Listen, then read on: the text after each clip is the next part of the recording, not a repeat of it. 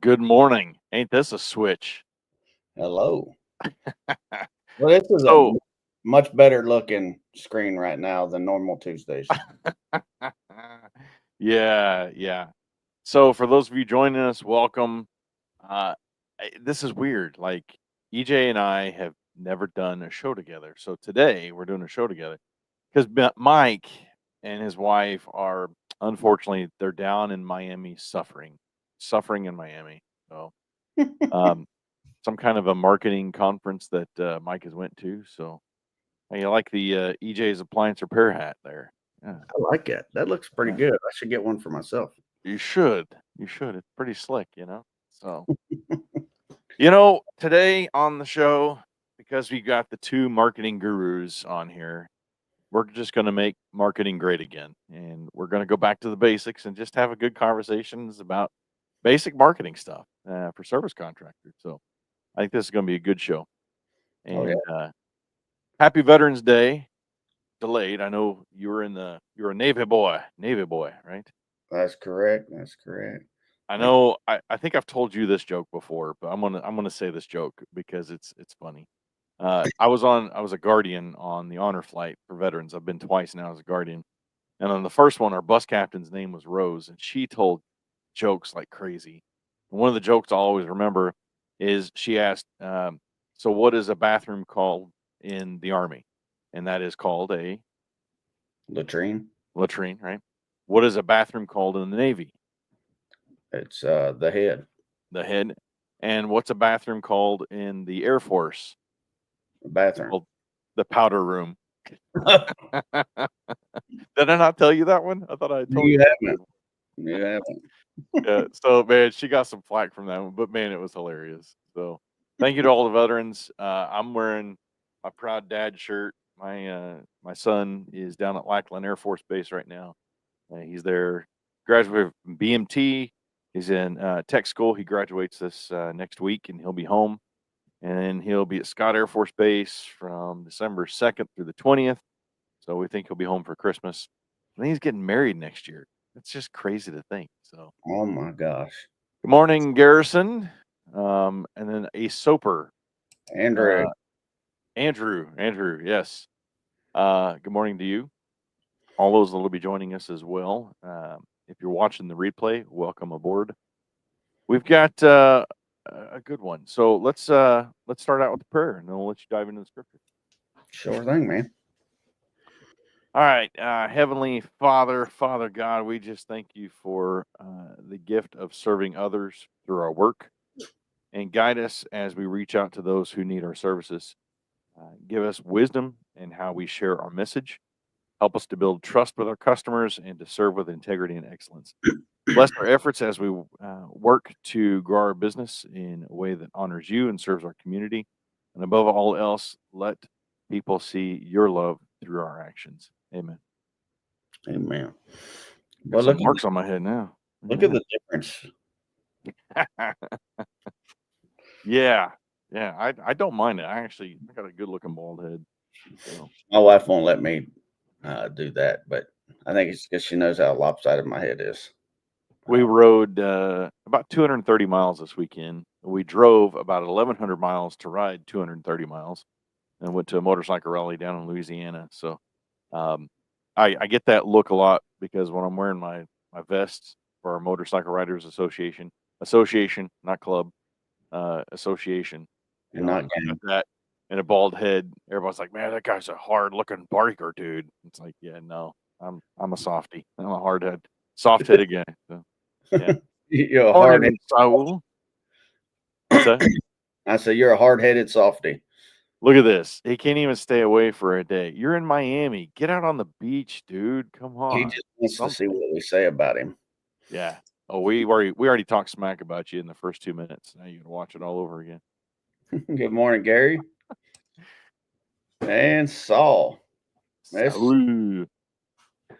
So Saul, my middle name and the name I go by at home is Mike. So you're right. True. This is Mike and Jason, but we'll go by EJ and Jason. Good morning, Marion. Yep. Mrs. Dr. Claus, Ibsen, Dr. Dan. Dr. Claus, Dan. That's She's awesome. And Dr. Dan. They're watching together. all Mike right. said, Let's do it. here to make sure EJ does it right. All right, no pressure. Right. True. Let's get into scripture. I'm going to go with a regular one that we do this one quite a bit, but I love it. And to me, when we're talking about marketing, this can really do the trick here. It's Colossians 3:23. Whatever you do, work at it with all your heart, as working for the Lord, not for human masters. This one, it just, I mean, it says, put everything you have into whatever you do. And one thing I like to say related to this is, it's as if you're doing it for the Lord and not for people. But I serve people in a way that they will see Him in me and my actions. Mhm. And that's what it's all about for me. And I tell you, when we talk about marketing and the branding part of my business, we highlight how we treat people, how we serve our customer. Yeah. And it really comes through in some of the things we do. And I'll slow down just a bit so we can follow Jason's lead. But I'm excited about this. I think both of us could talk for a couple hours by ourselves, just talking to the wall about this stuff. I think we're gonna have to do a part 2 on something. I don't know what it's gonna be, but a part 2 for sure. So, well, when you think about marketing, what is, and we're talking about basics, right? Just getting back to the basics. So for you, if you were to start a business all over again, what would be like the first thing that you would do when it comes to marketing? So I'm going to say I would identify who I want to serve Okay. and speak intentionally to them. I think when I started my business, I just started talking to everybody. It was Yeah. like, "Hey, we do appliance repair." Yeah. Okay. You tell everybody what you do, and I think you need to figure out who you serve and what problem you serve for them. I like it. So if you didn't have any customers, so for us, we used, and I've said this before, we used a company that took the past 5 years of our invoices and took the data and helped us identify that perfect avatar. That was 2016, 2017 or so that we used that. But if you didn't have a service like that, if you didn't have 5 years of past customer invoices to look at, all right, these are, I'd start by giving someone else my resume. Ouch. Yeah. He said Um, it's harder to run a business than what he thought. Maybe it can be, that's it's for his sure. last. So how would you start to identify? Um, for us, I will tell you, with my office help, we threw that big cast out there. Let's do marketing. Let's do this. Let's do accounting. Let's do. I mean, we were just like, the net was just cast way too big. And then we quickly learned, oh, let's hone it back in a little bit. Let's just focus on these three things, and that's it. So if you listen to anything Mike and I say today, Mike, uh, it is, don't cast your net too big, right? Find a few niches that you serve and you serve well, and identify where those niches could be. So, okay, let's talk about that. Again, how would you start if you had no customers? Like, how would you identify that customer? Take Well, it back to the basics. so that would be tough because I did the same thing you did, and I found out who my target customer is through Mm, data analysis of 5 years of data. But that's tough, man. yeah, How would I think I would have to just start by announcing what we do. It's yeah. Well, as an electrician, I I was really, really good at residential service troubleshooting. And so there wasn't too many others that were really, really proficient in going into a home that was already built and being able to see behind the walls, visually like I could. And that's one thing that I get told time and time and time again. So knowing my strengths in residential service, I think I would focus there, and that's why we went with the detective thing, right? Yeah. So what is something that you have found yourself, EJ, to be really strong suited at in your genre? So thanks for clearing it up for me and giving me a chance to breathe and think.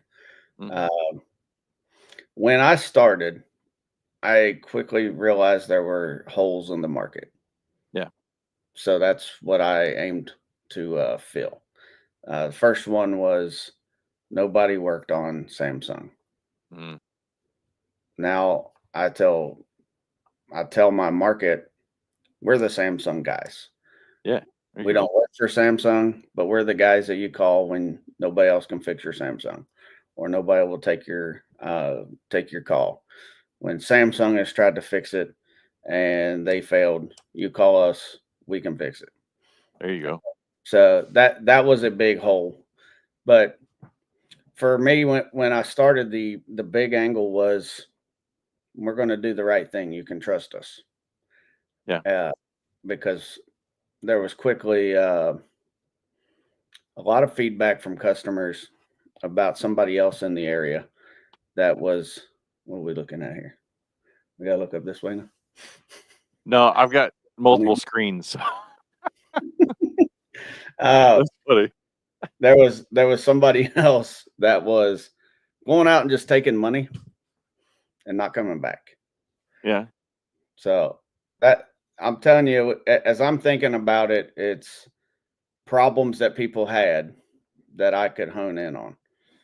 Yep. So lack of trust in service providers and lack of service and support in certain areas of the industry, namely Samsung. Gotcha. So you became the Samsung expert. Yep. I like that. And Service territory and budget, the basics. Hmm. Interesting. Let me think on that one for a second. you know, So I've been working on.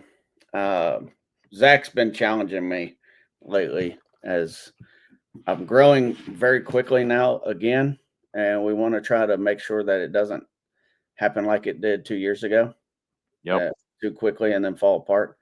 Um, so we've been talking a lot about uh, building up or updating the business plan. So I've revisited my business plan that I wrote 5 years ago, and it's happened. Hmm. But now the way I run my business is different, uh, slightly. Some of the details, like I don't Yeah. charge $75 for a completed call anymore. Uh, but Yeah. updating it, and Andrew's mentioning the services you provide, the area you serve, and the money and the budget. That those are all important things when you're starting a business.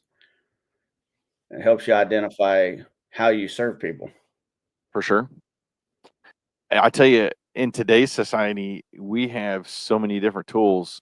Chat GPT is incredible. If you're not using it for your business and you get stuck on things, it can quickly help you identify things. So Amen. just to give you an idea, I just quickly put in here as an appliance repair company, how can I focus on what problems my services solve for customers? Right. And you can identify it like, EJ said I was the Samsung king or I am the Samsung person, help me type that in there. Put in help me identify or help me create a marketing piece that revolves around being the Samsung expert in my area, right? There's just so many cool things that you can do with ChatGPT that we didn't have 25 years ago. uh, Right. on the same thing, write a brief description of my ideal customer, including key characteristics and pain points. Um, so it popped out like reliability focused, solution oriented, time conscious, budget minded, and then just descriptions for all this. So that's a simple and easy practical tip that's very inexpensive, if not free, right?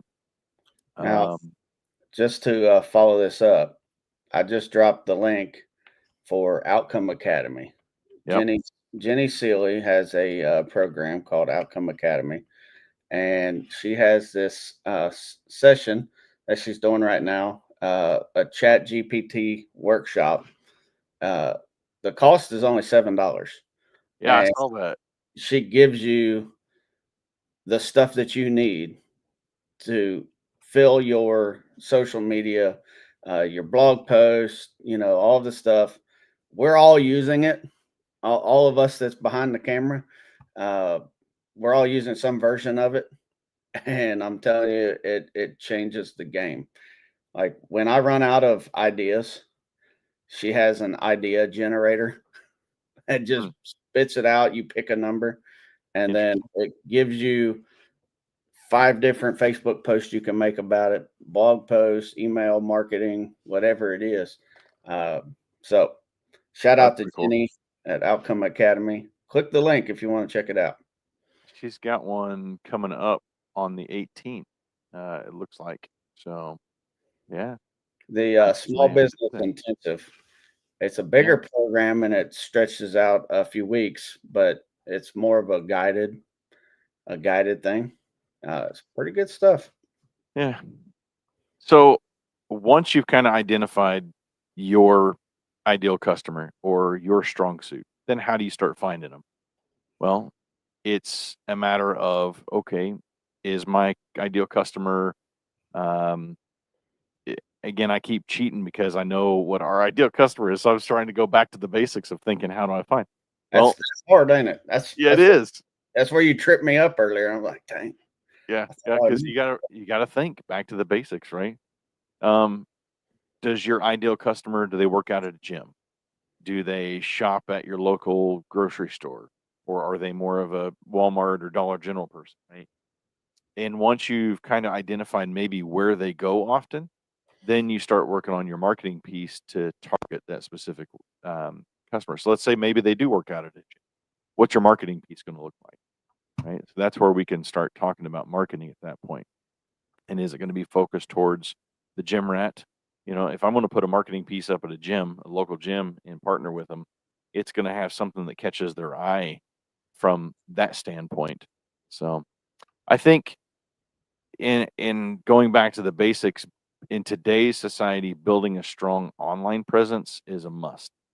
Yeah. Um, I had a really good conversation with a guy from Clayton Homes last night. We went out to dinner, and we had a bunch of us just went to a local place here last night and hung out for a couple hours. And he was talking about all his customer sales people really focus on building their own personal brand. And I loved what he was saying about that. They build their own personal brand so people will follow them and, maybe get some ideals and tips on what they would like their home to look like by looking at some of these newer homes. And Yeah. then eventually, if they want to get a newer home, then they're the person that they want to go talk to. So it was neat how that personal brand feeds into the business, and even if they don't own the business, right, as a salesperson. So think about in your own self, your own life. Are you on TikTok? Are you on Facebook? Are you on LinkedIn? Um, another thing I was looking at this morning asked me what my LinkedIn, and that was the only social media presence that they wanted to know was what was my LinkedIn. And I'm sitting here thinking, I'm glad I'm on LinkedIn, right? Yeah. So it's crazy. What about you as far as building a strong online presence?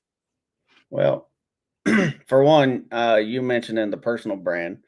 I know you said you didn't watch yesterday's episode yet, but Mhm. uh, Zach uh, highlighted the new website and brand that Mike helped him Yeah. uh, with Amp Marketing, uh, the Pink Hat Roofer. He's Ah, got his own website for the Pink Hat Roofer. yeah, Uh, and Zach works for somebody else. It's not his company. Uh, you're looking it up now, ain't you? I am. Uh, it's pretty cool.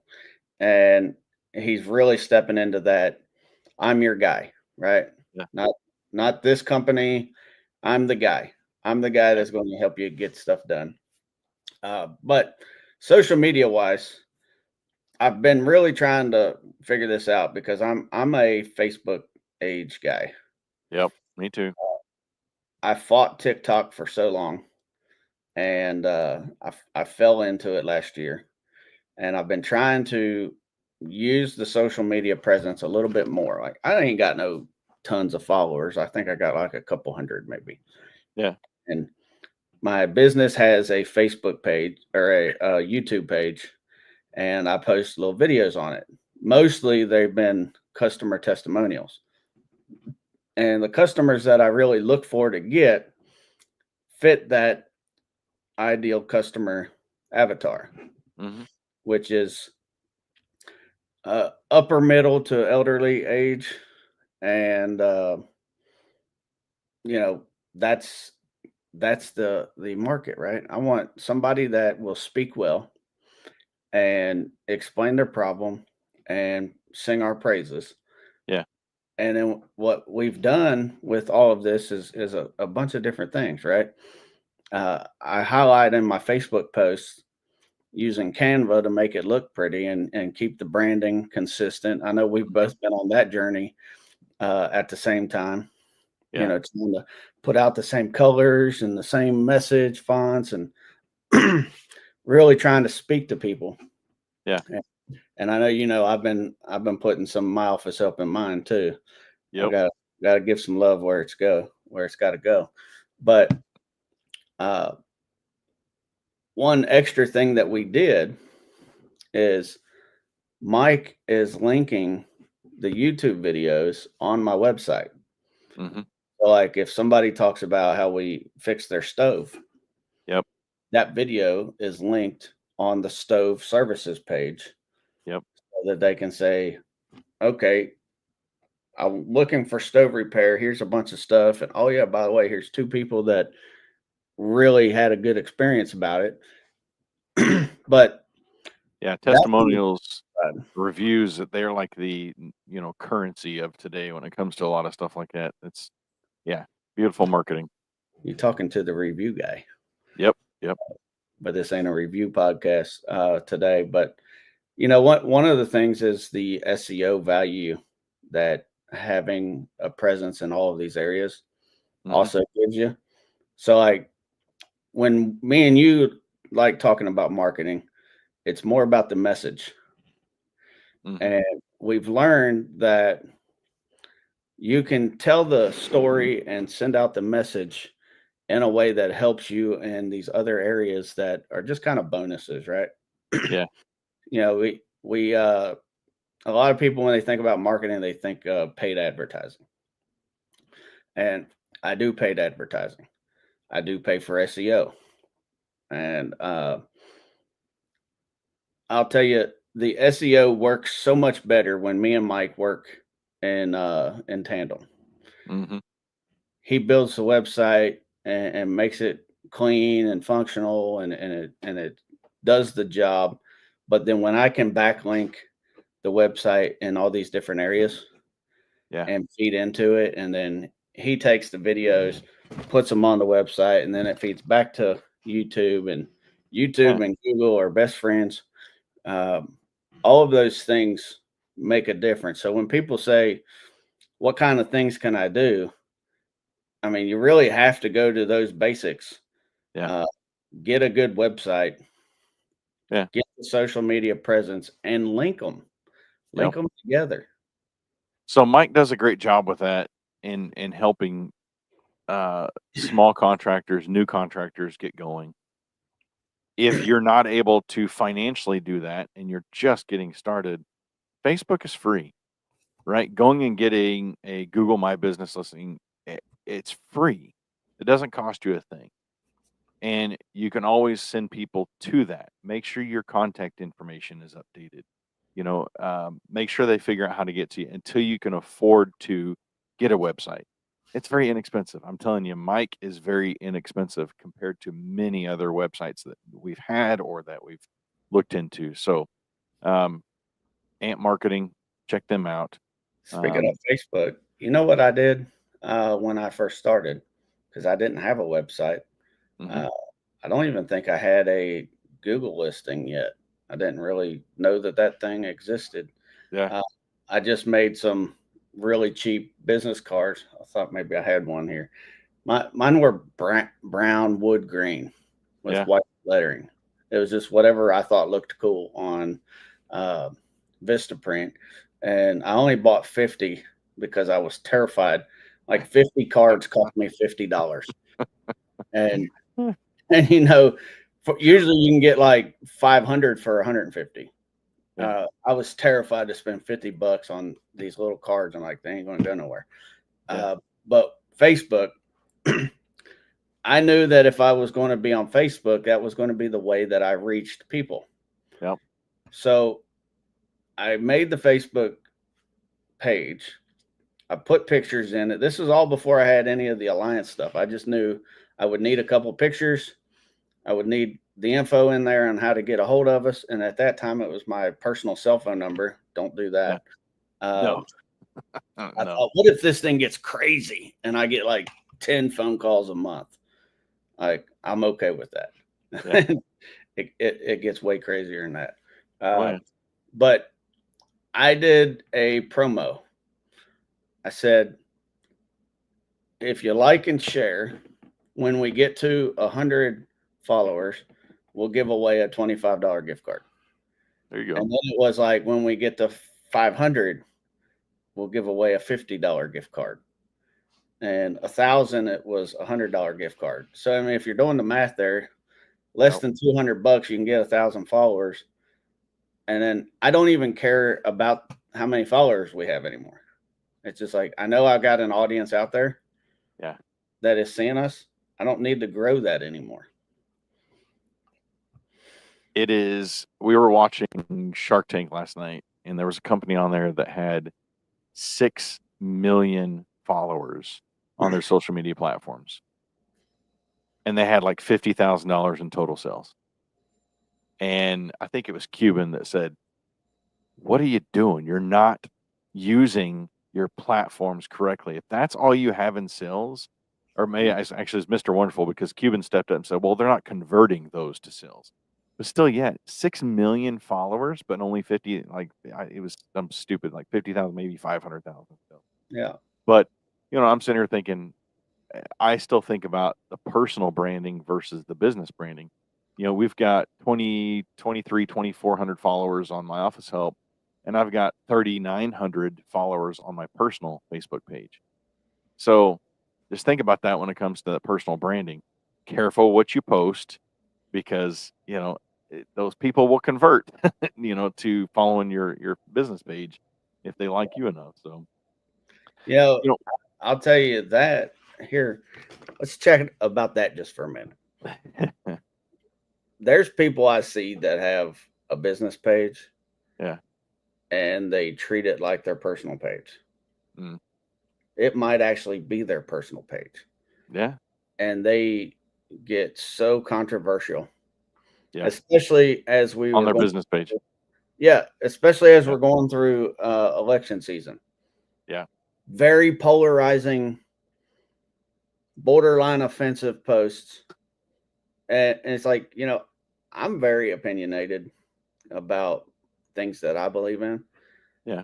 But I don't get super aggressive about sharing those opinions. Yeah. I'll share my opinions, and I am one of those people that I can have myself included in a political or religious or something conversation and share my side and listen to somebody else's and still be reasonable people. But some of these people out here using their Facebook pages to just be completely one side or the other, blasting and criticizing, like, they might be the same people that are asking for help when it gets to be a little rough patch and say, I don't know why nobody's calling me. Yeah. Just saying. Yeah. Business page, leave it to business. Personal page, sure, go for it. But I'm still reserved when it comes to that. So Andrew is definitely one of these people. He not one of the people that uses his business page like this. I'm just saying he says, I admire people that aren't reserved online. And yeah. Andrew is somebody that he's very opinionated and he shares his opinion. and sometimes it rubs somebody wrong, and okay, that's fine. I believe if I don't misspeak, Andrew, I think he's one that thinks let's just be grown and talk, Mm-hmm. and you shouldn't be offended because I have a different opinion. Yeah. Uh, and I'm more on the soft side. Like I try to tiptoe around the opinions and the bias, right? But the thing is, using it in conjunction with your business. I mean, Could be detrimental. It could be. Marion and had a good question about radio advertising. So I'll tell you from my personal experience with radio, I broke even. What I spent on radio advertising is about what I brought in. The top of mind awareness was good. It lasted for about a year or so after I stopped doing radio advertising. So a little bit of a good Toma effect, but I think in anything you do, you're going to have to try it for at least 3 to 6 months. If you start uh, doing ad campaigns on, Google, or if you're doing campaigns on social media, you're going to have to try it for 3 to 6 months and just see if it works. Me personally, I wouldn't do radio again. There's yeah, so many different avenues for radio. You have a lot of your local. Now, it could depend on your avatar. If you find that your avatar for your business is somebody who's, let's say, listening to like news radio a lot, then advertise like crazy on news radio. yeah, But for me, right, I listen to Sirius XM a lot. I switch over to Apple Music quite a bit. And I very rarely listen to FM radio anymore. yeah, So an AM, I'm sorry to say it's a thing of the past, but I very rarely even, if it's on AM, it's because somebody said, hey, what's his name's going to be on there talking about this, and I may switch to it. But it's more of a local thing. So, and then you get Spotify and, all these different platforms today. So who's listening to what? Well, that's where you got to kind of do your due diligence and find that out. And it may not be worth it. Maybe it would be worth it, but it doesn't matter if it's radio, if it's TV, if it's billboards, is your avatar there? That's the question. We've tried billboard, we've tried radio, we've tried TV. I've always found personal referrals and repeat customers were my biggest source of revenue. My trucks usually came in that close top 3 to 5. So I mhm, would spend a lot of money on getting my trucks wrapped, and then I would spend money on personal referrals and repeat customers. So you're already a customer, or if you already have a customer, spend money there. I'm going to keep touching them, sending them postcards, sending them emails, picking up the phone and having my CSRs call them. And if you don't have that service, there are services available for that. So if you don't have somebody in the office to do that, there are companies that can do stuff like that for you, to pick up that phone and touch that person. Um, in my business, people would only call electricians once every 9 years. So for me, membership agreements, those maintenance agreements were very important because it got me in their house once or twice a year instead of that once every 9 years. So uh, getting, I want to keep talking about the radio thing, mhm, uh, and we'll kind of link everything in together. Um, we've been reading in the book club the Tommy Mello books. We did Elevate, and we went backwards, and then now we're doing the what is it called? Service Business Millionaire, uh, or Home Service Millionaire. mhm, He talks briefly about radio, and uh, people do this advertising, especially when you're at a small level, uh, starting out or with a small budget, and they get scared. So he says, somebody might do a $20 ad on Facebook for a week and it doesn't do anything. So you just say, I'm not ever doing that again.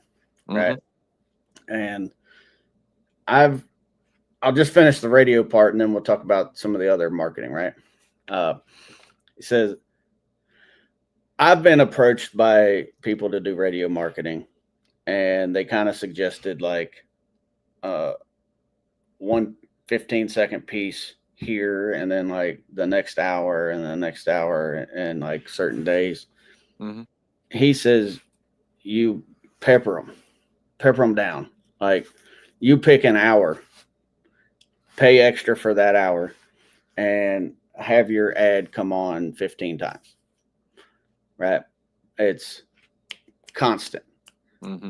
Those people in that zone are targeted. And then, like you said, don't advertise on your favorite radio station. Advertise on the station that your ideal customer may listen to. I'm not saying do the radio marketing. I'm just saying understand what you're doing. Yeah.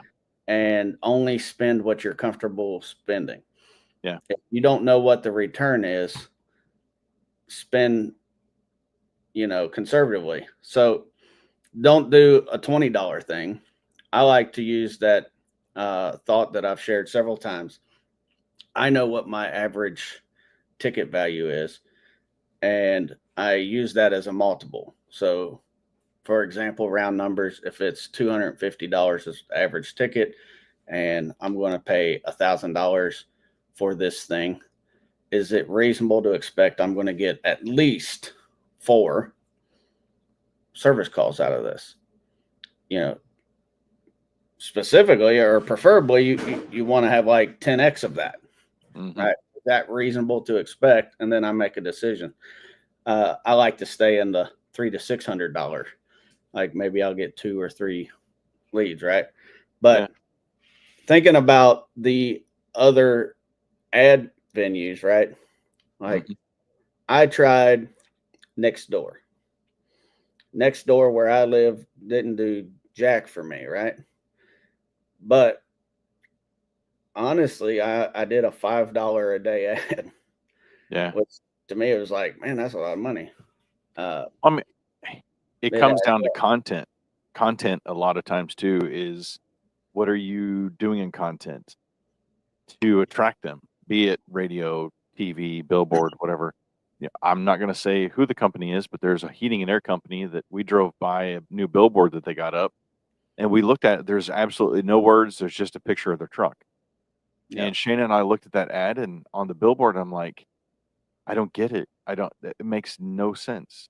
There's literally no wording on it. It's just a picture of their truck. And no call to action, no nothing. I'm like, I'm thinking about it, but it's like, I still wouldn't call them just because of that billboard. So I think it doesn't give me a reason. Because it's something you think about. Yeah. 95% of the rest of the people driving past it ain't even thinking about it. Yeah. Just another thing in the sky. Yeah.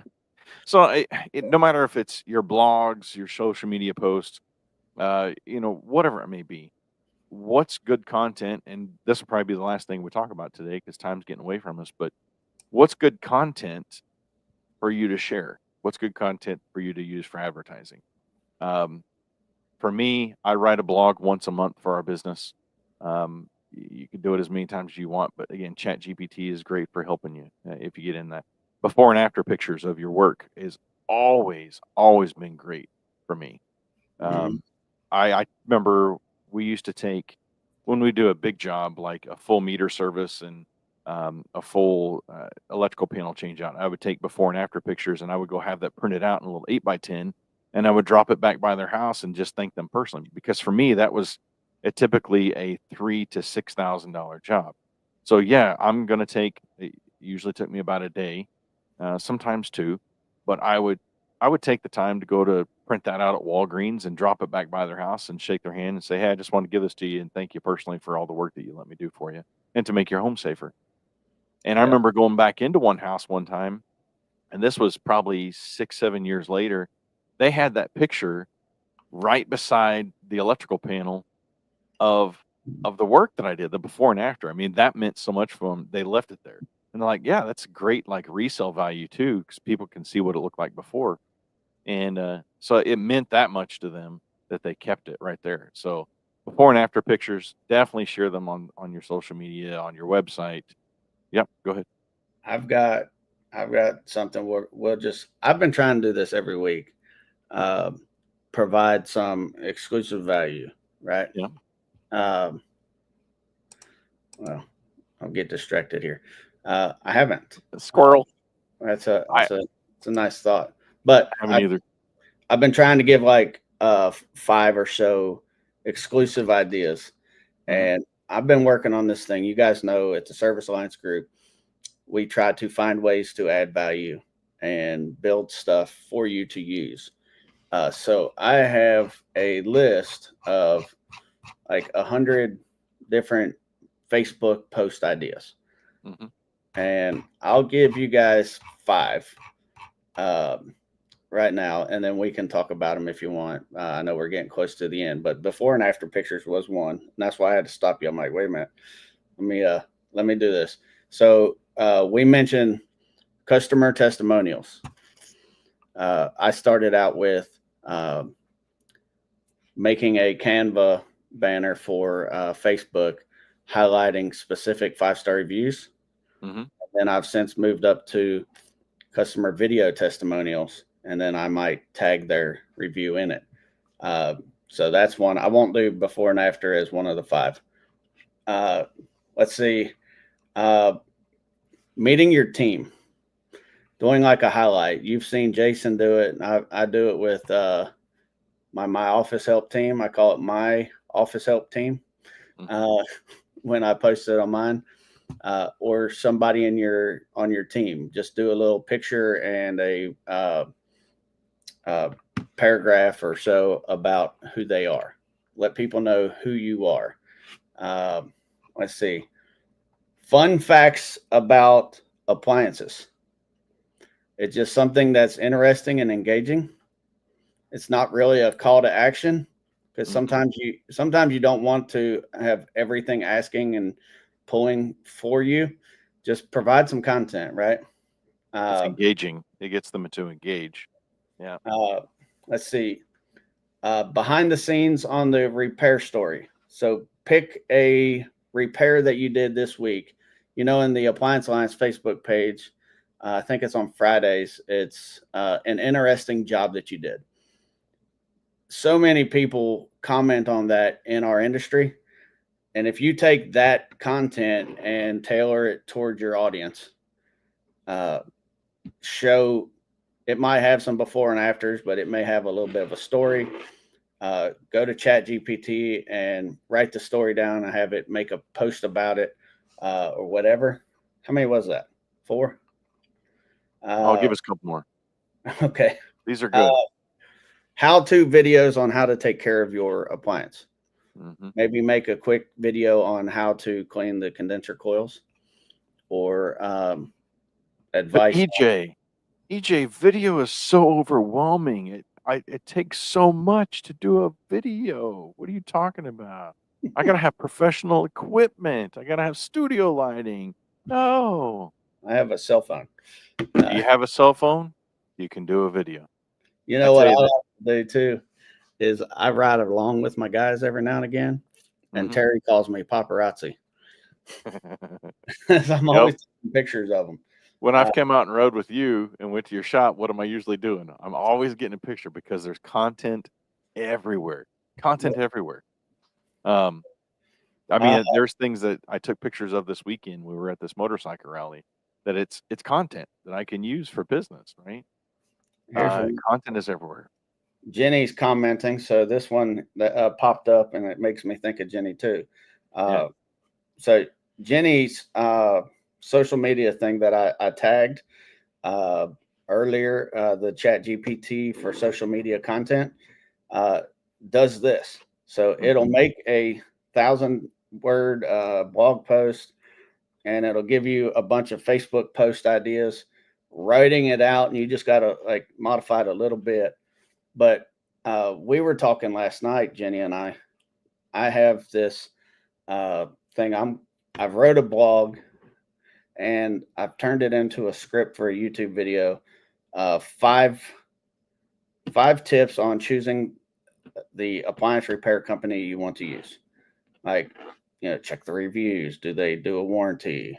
Do they do upfront pricing? Right.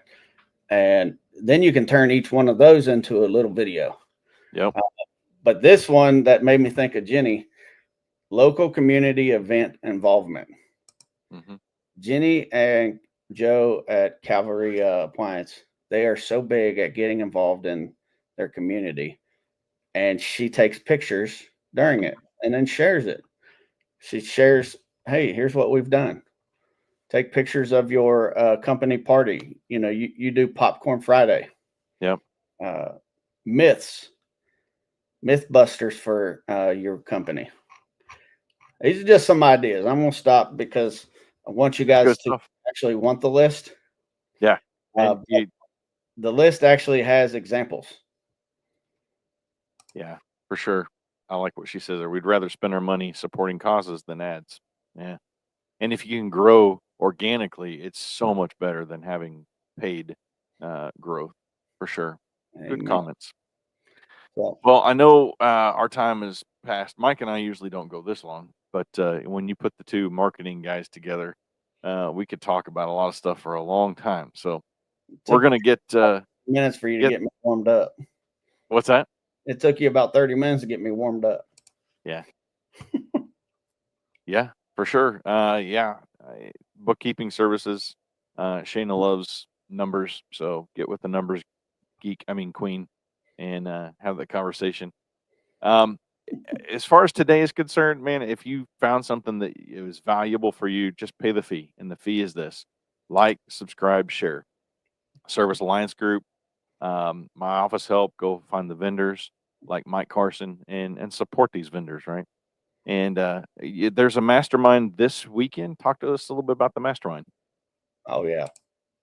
If you haven't noticed, the year is almost over. Yeah. And if you haven't made your plans when you set your goals, and we talked about me updating my business plan and making goals, you're kind of running out of time. Because if you don't plan what you do, stuff just happens to you. So Yep. Zach is leading the Smart Goals Mastermind this Saturday. I believe it's 10 a.m. Eastern because that's the good time zone. And going to go through how to pick what goals you want to focus on and how to build them up to where they're actually effective goals that you can track and stay motivated to go after. Yeah. If you're serious about improving your business for the next year and you have some ideas and you want to make sure that you don't get caught up in the daily grind and miss them, you want to show up to this mastermind event. It's gonna be a Smart good one. Goals on November 16th. How long is it gonna last? They're usually about an hour and a half, 2 hours. Okay. So not a huge amount of time. You're done by lunch and off to the golf course or out to the driving range or motorcycle or I don't know. If you haven't done it before, the structure of it is usually like a 30-minute presentation about the topic, and then the rest of the time is workshop. Yeah. So we actually go through some kind of worksheet or workshop. We do the thing. We don't just talk about the thing. We do the thing. Do the work. Do the work. Do the Do thing. the work. All right. All right. Well, it has been great hanging with EJ today, the other Mike, and we'll see you all next week. Next This week. Thursday is kind of crazy because Mike is actually not EJ Mike, but Mike Carson is actually going to be on with the girls on Thursday. So Now, I'm going to tune in just to see what that happens there. Just saying. he said to me that since he brought Kathy with him, his wife, and she's sitting through the classes too because he didn't want her to be on the beach while he was in classes. She's coming on the show. Yeah. I want to say it so she has to come.